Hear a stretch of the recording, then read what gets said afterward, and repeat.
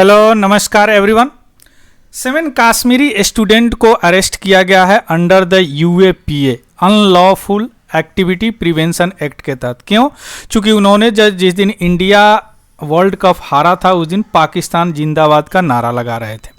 तो यह UAPA act जो है अनलॉफुल एक्टिविटी प्रिवेंशन एक्ट, यह अभी इंडिया का टेररिज्म एक्ट है। मीन्स टेररिस्ट को अरेस्ट किया जाता है अनलॉफुल एक्टिविटी, और यह स्ट्रिजेंट एक्ट है, सबसे खतरनाक लॉ है अभी।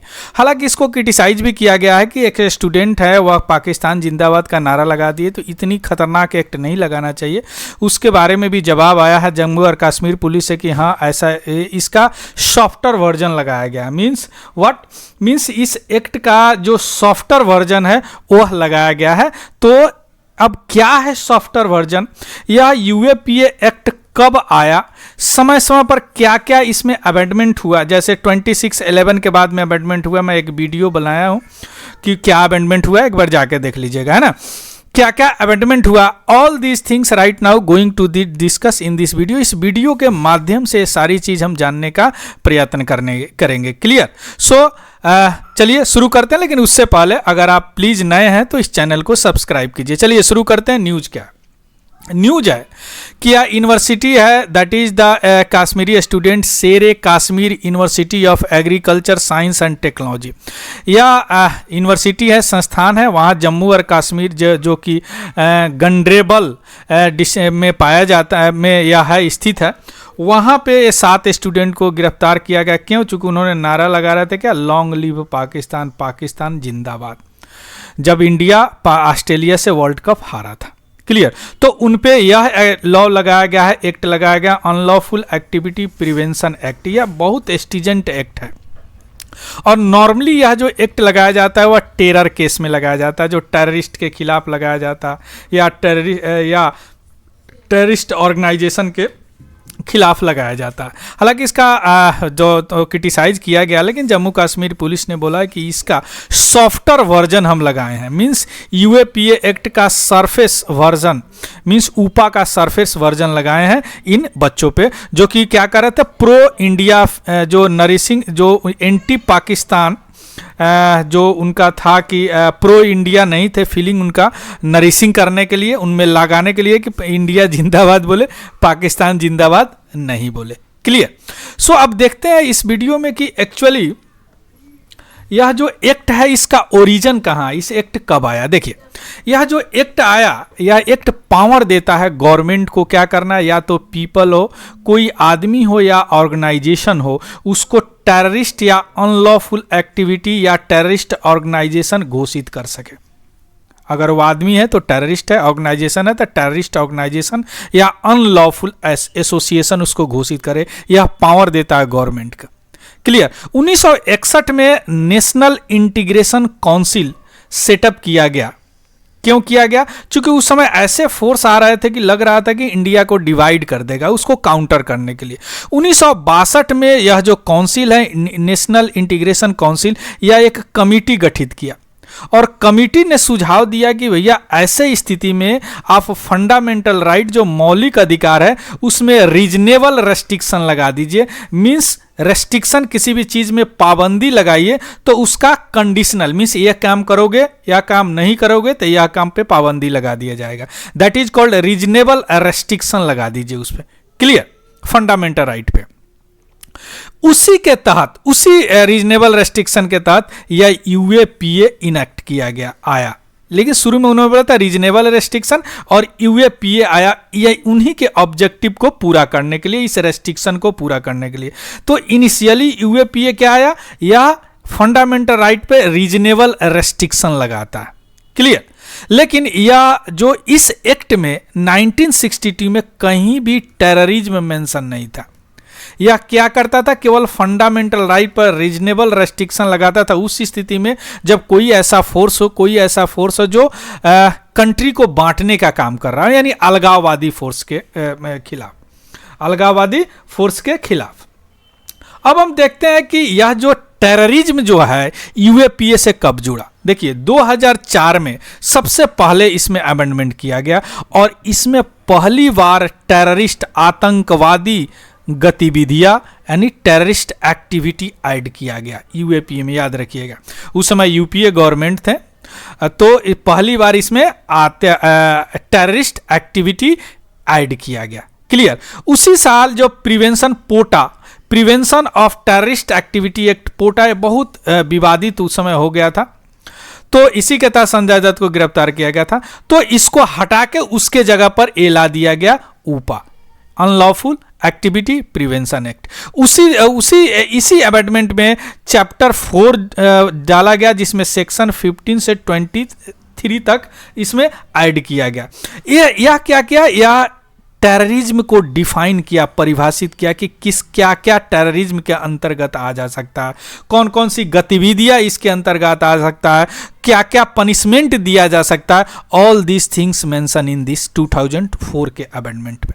क्लियर। इसमें एक नया चैप्टर 5 डाला गया, जिसमें टेररिज्म के प्रोसीड्स के बारे में लिखा गया, और इसमें ये बताया गया कि अगर कोई टेररिस्ट ऑर्गेनाइजेशन है, टेररिस्ट है, तो उनके सारी संपत्ति को, प्रॉपर्टी को जब्त किया जा सकता है ना, बाय अथॉरिटी के तहत। सेक्शन ए जोड़ा गया, उसमें ये बड़ा इंपॉर्टेंट है, जिसमें कहा गया कि कोई अगर इंडियन सिटीजन्स कहीं बाहर एब्रॉड में अगर कोई काम ऐसे इलीगल एक्ट करते हैं जिसमें यूएपीए में वह एक्ट रखा गया है, लिखा गया है, तो उन पे यूएपीए के तहत उन पे मुकदमा चलेगा। मींस दैट इंडियन सिटीजन्स अगर पनिश होंगे इस लॉ के तहत, जो अगर विदेश में भी कोई एक्टिविटी करते हैं।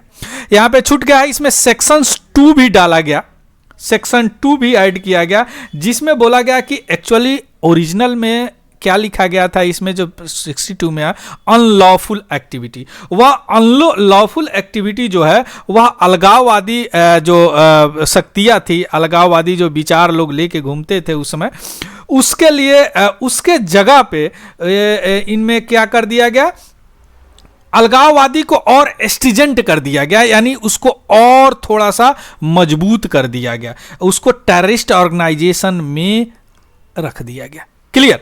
अब देखते हैं कि 26/11 के बाद क्या हुआ। 2004 में ये हो गया, 2008 में क्या हुआ। 2008 में मैं वीडियो बनाया हूँ, देख लीजिएगा। उसमें क्या किया कि इसके टेररिज्म का जो परिभाषा है तो उसको चौड़ा कर दिया गया, इसमें बहुत सारे चीज़ ऐड कर दिए गए, और बेल का प्रोविज़न जो है बड़ा कठिन कर दिया गया, यानी यूएपीए एक्ट में अगर आप अंदर होते हैं तो आपको बेल जल्दी मिलेगा ही नहीं। क्लियर। इसमें सेक्शन 15 में क्या किया, गवर्नमेंट को इतना पावर दे दिया गवर्नमेंट के कि वह किसी भी एक्टिविटी को या किसी भी एक्टिविटी को या टेररिस्ट एक्टिविटी और एक्ट ऑफ टेररिज्म घोषित कर सकता है। इवन आप प्रोटेस्ट भी करते हैं तो उसमें भी वह एक्ट ऑफ टेररिज्म घोषित कर सकता है। और इसी के तहत जो है आपका क्या नाम है उनका,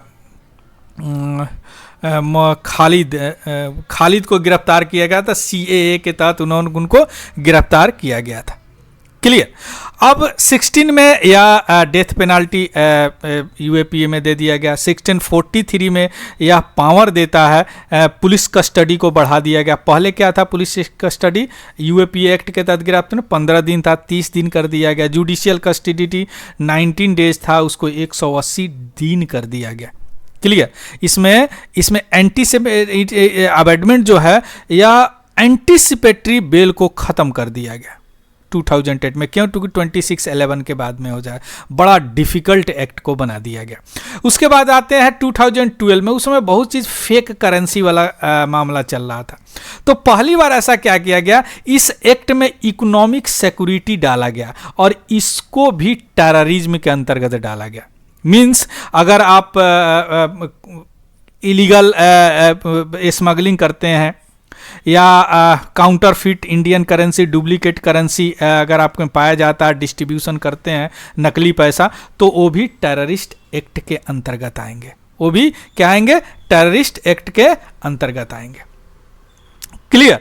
इसी में अमेंडमेंट और 22A चैप्टर 4 डाला गया, जिसमें किसी भी कंपनी को अगर इस तरह का एक्टिविटी पैसे के लेन देन में पाएगा तो उनको भी टेररिस्ट एक्टिविटी के अंतर लिया जाएगा। अभी एक न्यूज़ चैनल क्लिक करके एक न्यूज़ चैनल है, उनको भी इसके तहत ही गिरफ्तार किया गया, उनको भी इसके तहत ही गिरफ्तार किया गया। क्लियर।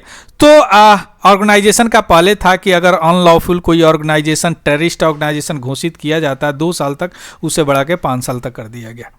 क्लियर। 2019 में अमेंडमेंट हुआ जिसमें नरेंद्र मोदी साहब गवर्नमेंट थे, उन्होंने क्या किया, पहली बार, अभी तक तो ऑर्गेनाइजेशन का था, इन्होंने क्या किया कि इंडिविजुअल को भी टेररिस्ट घोषित करने लगा, इस एक्ट को पावर दे दिया गया। मींस अभी तक क्या होता था कि कोई ऑर्गेनाइजेशन को टेररिस्ट ऑर्गेनाइजेशन घोषित किया जाता था, है ना, कोई ऑर्गेनाइजेशन में बहुत सारे ऑर्गेनाइजेशन जैसे लश्कर तैयबा इस तरह का, है ना। अब क्या किया, यह इंडिविजुअल पर्सन को भी टेररिस्ट घोषित कर दिया। मींस ऑर्गेनाइजेशन को तो टेररिस्ट घोषित किया ही जाता था पहले, अब यह क्या किया, इंडिविजुअल को भी टेररिस्ट घोषित कर दिया गया, जो कि ऐसा क्रिटिसाइज किया गया कि यह क्रिमिनल जस्टिस सिस्टम के खिलाफ है, क्योंकि बोला जाता है कि किसी भी सस्पेक्ट को तब तक आप गिल्टी दोषी नहीं मान सकते जब तक कि कोई प्रूफ आपके पास नहीं हो, है ना, जब तक कि कोई प्रूफ आपके पास नहीं हो। क्लियर। नेशनल इन्वेस्टिगेशन एजेंसी है, उसका पावर बहुत ज़्यादा कर दिया गया। वह किसी भी टेररिस्ट को ऑर्गेनाइजेशन और टेररिस्ट को किसी भी कंट्री में किसी भी स्टेट में हो तो वहाँ पे पहुँच के उनका इंफॉर्मेशन ले सकता है, उन पर चेक कर सकता है ना, जबकि स्टेट की मर्जी हो या नहीं हो। जैसे true federal investigation agency 2611 video में मैंने बनाया हुआ ना, एनआईए इंस्पेक्टर को पावर दे दिया गया कि वह इन्वेस्टिगेट कर सके, जबकि पहले क्या था, डिप्टी एसपी ऐसे करते थे, है ना। अब सॉफ्टवेयर वर्जन जो जम्मू कश्मीर पुलिस ने अभी बोला है कि इस बच्चे को सॉफ्टवेयर वर्जन के तहत लाए सेक्शन के तहत, वो क्या होता है देखिए। जम्मू और कश्मीर में बुक किया गया है सेक्शन 13 के तहत। सेक्शन 13 में बताया गया है कि punishment of the unlawful activity, unlawful activity उसमें डिफाइन किया गया है कि किसी भी चीज़ किसी भी ऐसा एक्टिविटी को वकालत करना, उसमें प्रेरित करना, सलाह देना, अनलॉफुल एक्टिविटी है जो कि देश के खिलाफ हो, जो देश के खिलाफ हो। तो इसमें मौत की सज़ा नहीं होती है, 7 साल तक अगर प्रूफ हो जाए तो सज़ा या फाइन या दोनों भी हो सकता है।